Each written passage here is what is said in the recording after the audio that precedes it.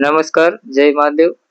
આજે આપણે સુરેન્દ્રનગર વિસ્તારમાં યોગીનગર સોસાયટી છે એની અંદર રજનીકાંતભાઈના ઘરે આપણે આવ્યા છીએ.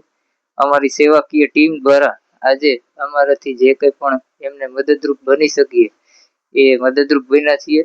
અ, રજનીકાંતભાઈ અહીંયા પોતે એકલા રહે છે અને તેઓ ડ્રાઇવિંગનો ધંધો કરતા હતા, પણ અત્યારે ઉંમરના કારણે હવે એમની તબિયત અનુકૂળતા નહીં હોય, હવે તે કામ ધંધો કરી શકે એવી પરિસ્થિતિમાં નથી.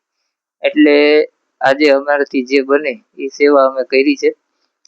સમયાંતરે કાળની થપાટ એવી વાગી કે રજનીકાંતભાઈના પરિવારમાં જે લોકો હતા એ ધીમે ધીમે એમ કહેવાય કે કુદરતને આપણે કાકા તમે દુઃખી ન થાવ, અમે તમને મદદ કરવા માટે આવ્યા છીએ. અમારી આખી સેવાકીય ટીમ છે અને એ ટીમ રહીને ગમે ત્યારે તમારે જ્યાં જરૂર પડશે ત્યાં તમારી હારે ઉભા રહીશું.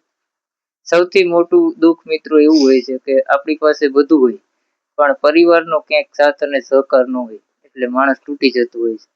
અને આપણે અમારી સેવાકીય ટીમ આવા જે પરિવાર જેમની સાથે નથી એવા લોકોની મદદ કરે છે. અમારી ટીમમાં સેવાભાવી મહેશભાઈ મેટાલિયા, ધાર્મિકભાઈ, અનિકેતભાઈ, આ બધા જ મિત્રો જોડાય અને આવા જે જરૂરિયાતમંદ પરિવાર છે એની મદદ કરે છે. આ બધી જ અમારી સેવાકીય પ્રવૃત્તિ જોઈ અને અમદાવાદથી રોશનીબેન રોજાસરા જેઓ પોતે ટીચર છે, એમને આજે એમનો જન્મદિવસ છે એટલે આ બધી જ જે વ્યવસ્થા છે અને જે આનો ખર્ચ છે એ એમના તરફથી રહ્યો, એટલે એમનો પણ અમે ખૂબ ખૂબ આભાર માની છીએ. તમારે જે જરૂર પડે ને અમને કહેજો, અડધી રાતે મૂંઝાતા નહીં, અમે બધા તમારી હારે છે.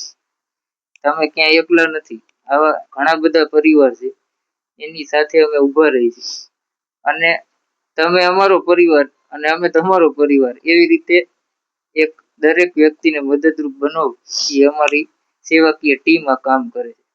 એટલે પહેલા તો તમે અમને આશીર્વાદ આપજો કે આવા ઘણા બધા લોકોને અમે મદદરૂપ બની શકીએ.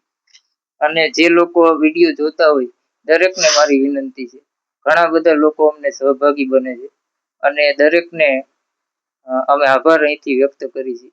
આ બધું કોઈ પણ વસ્તુ અમે નથી કરતા, કુદરતના ક્યાંક ને ક્યાંક અમારા ઉપર આશીર્વાદ હોય અને ઘણા લોકો અમને સહયોગ કરે છે, એનાથી અમે આ બધું કરી શકીએ છીએ. આપ સૌનો ખૂબ ખૂબ આભાર, ધન્યવાદ.